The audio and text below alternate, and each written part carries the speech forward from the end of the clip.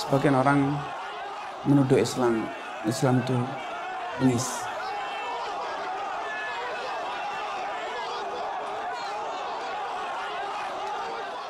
Kumuh, pemalas. Dengan dalih ada sebagian umat Islam menjadi aktor pengeboman sana dan sini. Banyak perkampungan kumuh di tengah-tengah masyarakat Islam. Banyak pengangguran di negara-negara Islam. Namun tentu tuduhan itu tidak mendasar.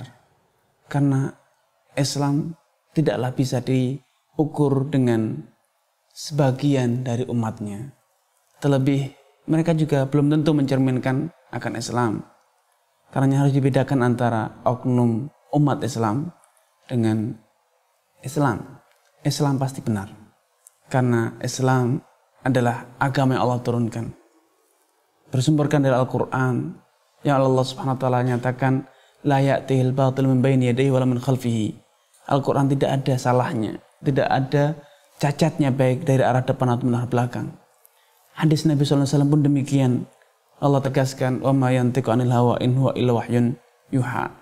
Wahyu yang disampaikan oleh Rasulullah SAW itu adalah bersumberkan Allah SWT. Semuanya yang diucapkan Rasulullah adalah wahyu. Nabi tidak pernah bertutur kata hanya berdasarkan hawa nafsunya. Jadi Islam pasti benar. Yang salah adalah sebagian dari oknumnya. Oknum umat Islam. Ya, oknum umat Islam. Ada yang kumuh.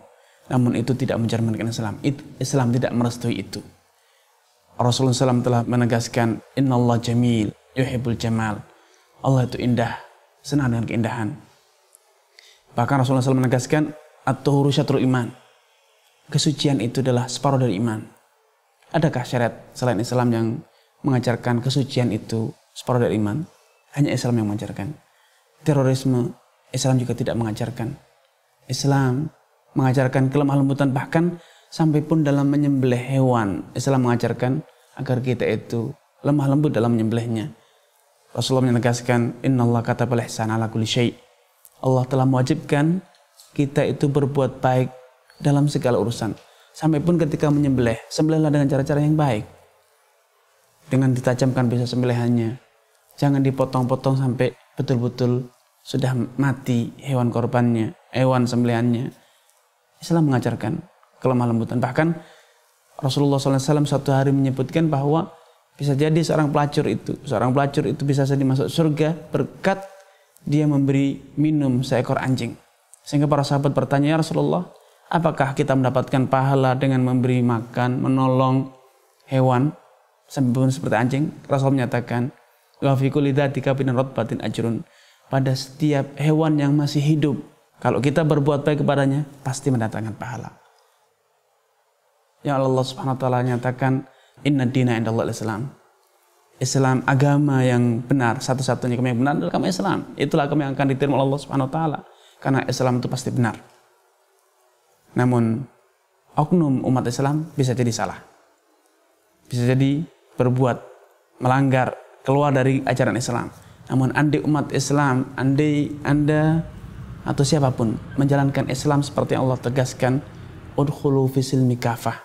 Ajarkanlah Islam, terapkanlah Islam, amalkanlah Islam secara menyeluruh. Niscaya Anda akan menjadi orang yang paling istimewa di dunia ini, paling berguna. Seperti kata Rasulullah SAW, orang yang paling baik dari kalian adalah orang yang paling berguna bagi orang lain.